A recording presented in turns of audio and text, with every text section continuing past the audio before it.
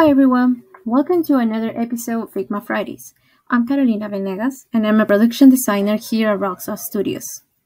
Today, we're going to see two ways of creating a progress bar component.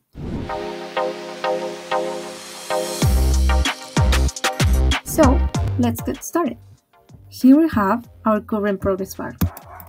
As you can see, once I've made an instance, I can no longer edit with progress bar. You will just have to create multiple variants of this, which will make the process a little exhausting unless you have determinate states for that. Maybe 0, 50, 70, and 100. But this will allow us to move the progress bar freely. First thing we're going to do is create a frame, making this 480 width. And I'm going to change the color to something darker. I'm calling this the container. Now we will create the progress bar within the container frame. This is rectangle, and I'm going to change the name to this to progress bar. Let's align it and also change the color to something more vibrant. Like that. So the next step is putting auto layout.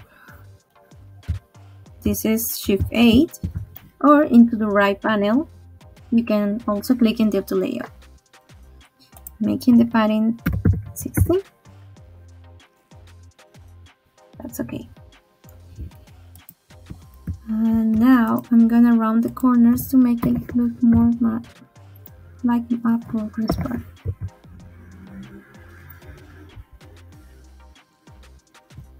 Okay, now I'm going to turn this into a component. As you can see, it is still not scalable. So I'm going to go into the progress bar and change the resizing to the horizontal axis to fill container. So the fill container is another great feature in the auto layout, which will make the object as wide or as tall as the available space in the parent container allows. In this case, this space here. So there we have it. This is our container, and now let's make an instance.